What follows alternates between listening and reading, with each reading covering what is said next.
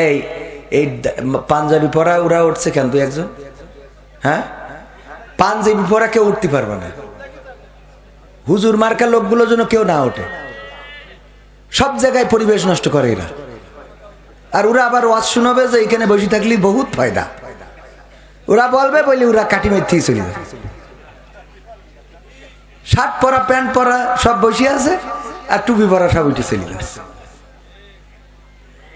দাঁড়ায় আছে যুবকদের তাকায় দেখো দিন কত ইয়াং ফুলা পান, একটাও নড়তেছ না ওখান। তোমরা চলে যাবা তা আসো কেন? হ্যাঁ, আসার দরকার কি? পরিবেশ নষ্ট করে প্রায় জায়গায় এই ঘটনাগুলো দেখি। নিজেদের মধ্যে যে আমল নেই ওই আমলগুলো অন্যদের করতে বলে, এই জন্য তো সমাজের পরিবর্তন হয় না। আমার আল্লাহ বলেছেন ইয়া আইয়ুহাল্লাযীনা আমানু লিমা তাকুলুনা মা লা তাফআলুন। ওগো ঈমানদাররা, এমন কোন কথা বলে না যেই কথার সাথে তোমার কাজের মিল নেই। কথাটা কার? আল্লাহর কথা। কাবুরা মাকতান ইনদাল্লাহি আন তাকুলু মা লা তাফআলুন। ওগো বান্দারা শুনে নাও, আল্লাহর কাছে এটা অত্যন্ত অপছন্দের যে তোমরা যা বলো তা তোমরা কাজে করো না। আল্লাহর কাছে এটা অত্যন্ত অপছন্দের। ওয়াজ করি বেড়াবেন, ওয়াজ শুনলে বহুত ফায়দা, আর নিজে এসে বৈশিক কাটি মেরে চলে যাবেন। শয়তান তো আপনার পিছনে তিনটে লেগে আছে। শয়তান লেগে আছে মানে কি আপনি শয়তান হয়ে বসে আছেন, ঠিক না বেটে? এই জাতীয় শয়তানগুলো মুক্ত করতে চাই বাংলাদেশে। এরা আবার ফতোয়া দেয়। কবির বিন সামাদ স্টেজে, ও কেন স্টেজে উঠবে? তুই কোরআন শরীফ তুই শিখেছিস, আমরা শিখিনি? খালি শুধু তুমি বলতে পারবা আর আমরা বলতে পারবো না? তুমি বড় আল্লাহর ওলি, তুমি ফতোয়া দিয়ে বেড়াও এ না জায়েজ, ও হারাম, এর ভালো না, ও ভালো না। এক হুজুর আছে এমনি পাগড়ি ঝুলাই দেয়, ও কোনে কোন হাদিসে পেয়েছে আল্লাহ সেই ভালো জানে। মানসি পাগড়ি দেয় পিছনে, ও দেয় সামনে। দেখেছেন কিনা? দিয়ে মুহিব খান খারাপ, কলরব খারাপ, চরমনা খারাপ, আটরশি খারাপ, জামাত খারাপ, হেফাজত খারাপ, আমলিক খারাপ, বিএনপি খারাপ, পীর সাহেব খারাপ, মুরিদ খারাপ, মৌদুদি খারাপ, সাইদি খারাপ, সব খারাপ, ও একা ভালো। কথা কয় না? আছে না নাই? স্টেজে উঠে ওয়াজ করো, তা না করে কিডা খারাপ কার তুমি যে হেগে শোষো কিনা এটা তো কেউ দেখতে চায় না। তোমার পাশা চেক করলে দেখা যাবে যে না সুইচে বাড়ি চলে আসে। খালি ওই স্টেজে উঠে বহু গরম দেখানো যায়, বাস্তবিক আমলে কে কতটুকু আছে এটা দেখার দরকার আছে না নাই?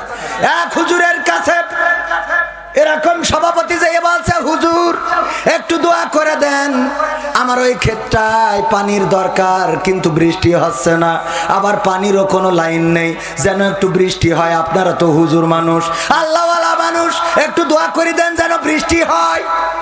হুজুর বলছে ঠিক আছে, জমি কোন খান? দেখাই দিয়েছে ওই যে ওই খান, যাও কাল সকালে এসে দেখবা। সকালবেলা এসে দেখে সত্যিই জমি ভিজে গেছে। বলছে ওরে বাবা, কত বড় আল্লাহওয়ালা হুজুর, আমি দোয়া চাইছি আর জমি ভিজে গেছে। গ্রামের লোক সবাই বলছে আহারে বানিয়া বাহু, আমাদের এমন একজন হুজুর এসেছে যে দোয়া করলে জমি ভিজে যায়। এইবার সবাই এসে বলছে হুজুর আমাদের জমিও ভিজাই দেন, আমাদের জন্য দোয়া করি দেন। সবাই দোয়া চেয়েছে। পরের দিন সকালবেলা যেয়ে দেখে আর কারোর জমি ভেজে নাই। সবাই এবার চলে গেছে হুজুরির দেখার জন্য যে হুজুর কেমন দোয়া করলো যে একজনের ভিজেছে আর আমাদের ভেজলে না। এসে দেখে মাদ্রাসায় হুজুরও নেই, ছাত্ররাও নেই। কারণ কি? কারণ হলো হুজুর ওই জমি দেখে নিয়ে ওই দিন রাত্রি ছাত্রদের নিয়ে যেয়ে কলস ভরি ভরিতে জমি ভিজাইয়েছে। কারণ ও বুঝতে পেরেছে আমার দোয়ার দৌড় কতটুক। ও কলস ভরি ভরি ভিজাইতে আইছে। এখন গ্রামের লোক সব যখন দোয়া চাইছে দেখেছে এখন যদি আমি গড়ে দোয়া করতে থাকি তাহলে আমার আর পড়ানো হবে না, এই কলসির পরে থাকা লাগবে, ঠিক না বেঠে? কত বড় আল্লাহওয়ালা, খালি বাহ্যিক ভাবে দেখানো যায়। আল্লাহওয়ালা তাকওয়াবান। তুমি যদি বড় আল্লাহওয়ালা হও দোয়া করো দেখি। কবির বিন সামাদ এখন মরি যাক, তুই দোয়া কর আমি মরি যাবো, তোর দোয়া যদি এখন মরি যায় বুঝবো তুই বড় ধরনের ওলি, ঠিক না বে ঠিক? আর তোর দোয়া যদি আল্লাহ না শুনে তা তোর আমি থুড়া কেয়ার করি। ভালো কথা বললি শুনবো, খারাপ কথা বললি মানবো। সমাধান খুঁজে খুঁজে ক্লান্ত হয়েছো যারা, সমাধান যদি পেতে চাও সব পথ গিয়ে ভুলে কোরআন দেখো খুলে, সমাধান যদি নিতে চাও সমস্যা যত সব দূর করে দিবে রব, সমস্যা যত সব দূর করে দিবে রব, যদি তুমি যাও চেয়ে যাও সমাধান। সমাধান খুঁজে খুঁজে ক্লান্ত হয়েছো যারা, সমাধান যদি পেতে চাও, সব পথ গিয়ে ভুলে কোরআন দেখো খুলে, সমাধান যদি নিতে চাও। কোরআন ধরি না বলে, কোরআন পড়ি না বলে চারিদিকে হই লাঞ্ছিত, কোরআন জানি না বলে, কোরআন মানি না বলে সব অধিকার বঞ্চিত। ঠিক না বেঠে? কোরআন ধরি না বলে, কোরআন পড়ি না বলে চারিদিকে হই লাঞ্ছিত, কোরআন জানি না বলে, কোরআন মানি না বলে সব অধিকার বঞ্চিত।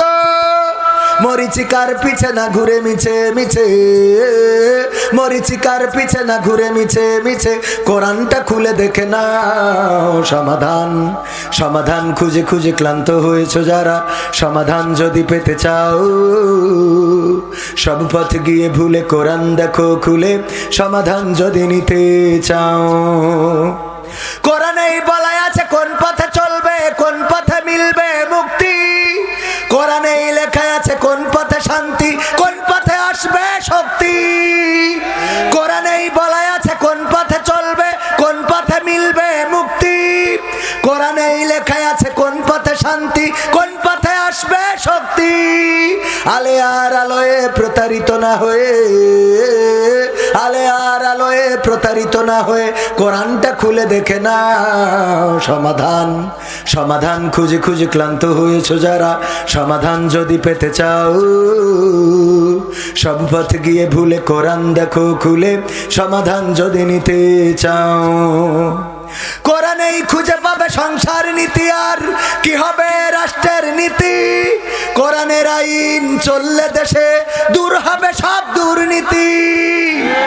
ঠিক না বেঠে? কোরআনেই খুঁজে পাবে সংসার নীতি, আর কি হবে রাষ্ট্রের নীতি, কোরআনের আইন চললে দেশে দূর হবে সব দুর্নীতি।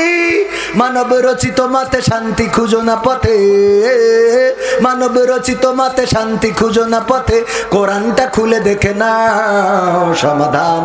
সমাধান খুঁজে খুঁজে ক্লান্ত হয়েছো যারা, সমাধান যদি পেতে চাও, সব পথ গিয়ে ভুলে কোরআন দেখো খুলে, সমাধান যদি নিতে চাও।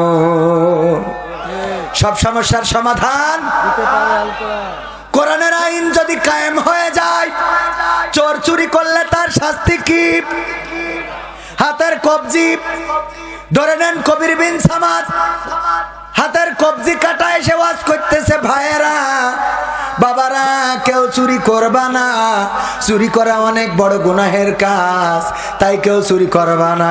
আর কোরআনের আইন অনুযায়ী হাতের কবজি কিন্তু থাকবে না, এই জন্য কেউ চুরি কইরো না রে। আপনারা বলতেন হুজুর আপনার হাতের কবজি কই? আমি বলতাম আমি একসময় কালীগঞ্জের চিনির কলে কাজ করতাম, ওখানে আমার দায়িত্ব ছিল আখ ঢুকানো। আখ ঢুকাইতে ঢুকাইতে একদিন একটু কাক ঘুম এসেছিল, আর আমি ঘুমাই গেছিলাম, আখের সাথে আমার হাত ঢুকে সেটাও ওই চিনি হয়ে রস হয়ে চিনি হয়ে গেছে। এই জন্য ডাক্তার কবজিতে কেটে দেছে। আপনারা বাড়ি যাওয়ার সময় বলতেন যাই বলো তাই বলো, এই হুজুর কিন্তু এককালে চোর ছিল। ঠিক না বে ঠিক? চেয়ারম্যান এসেছিল, উনি যদি এসে বলতেন ভাইরা আমার বুসাহাত, এই বললে আপনারা কি বলতেন? চেয়ারম্যান সাহেব 5 বছর তালি মনে হয় ভালো থাকতে দেননি মানুষের। ঠিক না বেঠে? কোরআনের আইন কায়েম হয়ে গেলে খালি শুধু একটা হাত কাটার বিধান কায়েম হইলেও আমাদের সুইস ব্যাংকে বাংলাদেশিদের টাকা এত জমা থাকতো না। ঠিক না বেঠে? বাংলাদেশিদের টাকা সুইস ব্যাংকে, কানাডার বেগম পাড়ায়, আমেরিকায়, লন্ডনে আছে না নাই? বেড়াইতে যায় থাইল্যান্ডে, আর চিকিৎসা নিতে যায় সিঙ্গাপুরে, আর আমাদের বলে যে বড়ই দিয়ে আর পেরা দিয়ে ইফতারি করে। ঠিক না বেঠে? তুমি টাকা পয়সা সব পার করে দিলে আল্লাহর ওলি, আর আমাদের এসে বলো যে বড়ই দিয়ে পেরা দিয়ে ইফতারি করে। আমরা এখন ইমানদাররা এত গরিব হই নাই, হয়েছি?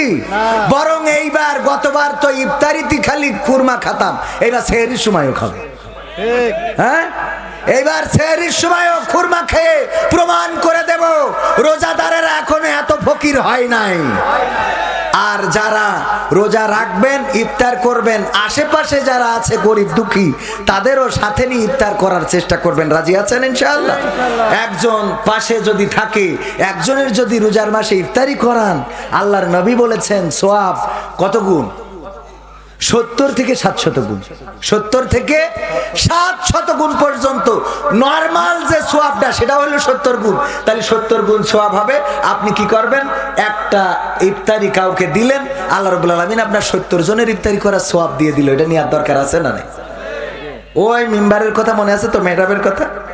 আল্লাহ রাসূল বললেন আমিন, ফেরেশতা বললেন, ফেরেশতা দোয়া করলেন। প্রথম দোয়াটা কি ছিল? প্রথম দোয়া ছিল, আল্লাহর রাসূল যদি আপনার নাম কেউ শোনে আর সাল্লাল্লাহু আলাইহি ওয়াসাল্লাম না বলে তাইলে সে যেন ধ্বংস হয়ে যায়। আল্লাহর রাসূল বললেন আমিন। দ্বিতীয় দোয়া ছিল, গো রাসূল গো, যদি কারো পিতা মাতা বেঁচে থাকে অথবা তাদের মধ্যে কোনো একজন বেঁচে থাকে আর সে যদি জান্নাতের সার্টিফিকেট অর্জন করতে না পারে সেও যেন ধ্বংস হয়ে যায়। আল্লাহর রাসূল বললেন আমিন। আর 3 নম্বর হলো যে তার জীবনে একটা রোজার মাস পেল, গোটা রমাদানের রোজা পেল, কিন্তু গোটা জিন্দেগির গুনাহগুলো মাপ চেয়ে নিতে পারলো না, সেও যেন ধ্বংস হয়ে যায়। এই দোয়া করেছেন জিবরিল আলাইহিস সালাম। আর আমিন বলেছেন কি? আল্লাহ রাসূল আমিন বলেছে, কবুল হবে না? হবে না। আল্লাহ রাসূল আমিন বলেছেন, আল্লাহ কবুল করবেন। সুতরাং রমজানের রোজা পাওয়ার পরে আমাদের গোটা জিন্দেগির গুনাহ ক্ষমা চেয়ে নেওয়ার দরকার আছে না নাই? রোজার মাসে, রোজার মাসটা আমরা কাজে লাগাবো। রাজি আছি তো? রোজার মাসটা যদি আমরা কাজে লাগাই, আল্লাহ রাব্বুল আলামিন আমাদের পিছনের সমস্ত গুনাহ ক্ষমা করে দিবেন। শুধু তাই নয়, আল্লাহ রাব্বুল আলামিনের নবী বলেছেন যে সওয়াবের আশায় আল্লাহর সন্তুষ্টির উদ্দেশ্যে একটি মাস রোজা পালন করে, যেদিন শাওয়ালের চাঁদ উদয় হয় ওই দিন সে যেন মায়ের উদর থেকে ভূমিষ্ঠ হয়েছে এমন একটা মানুষে পরিণত হয়ে যায়। সুবহানাল্লাহ। মায়ের কোল থেকে ভূমিষ্ঠ হওয়া। আমার গলার আওয়াজটা আজকে খুবই আমার কষ্ট হচ্ছে, আপনারা বুঝছেন। তারপরেও আমি আমার দায়িত্ব পালন করতে চাই। আপনারা আর কত সময়? আর অন্তত আধা ঘন্টা কষ্ট হবে। মা বোনেরা এসেছেন, মা বোনদের জন্য একটু কথা বলার দরকার আছে না নাই? কারণ এখন তো বেকায়দা অবস্থা। আমার যুবকেরা, তরুণেরা, কিশোরেরা আর সেই সাথে মা বোনেরা আগে যারা খারাপ কাজ করতো লিপস্টিক দিয়ে, নখ পালিশ দিয়ে, তারপরে মেকআপ টিকআপ করে, এখন সব বাদ দিয়েছে, এখন বুরকা পরি খারাপ কাজ করে। ঠিক না বেঠে? আগে টিকটক ভিডিও করতো রেল রোডে যেয়ে, তারপরে গদখালিতে যেয়ে, ওরা সব বুরকা ছাড়া, আর এখন সব বুরকাওয়ালা।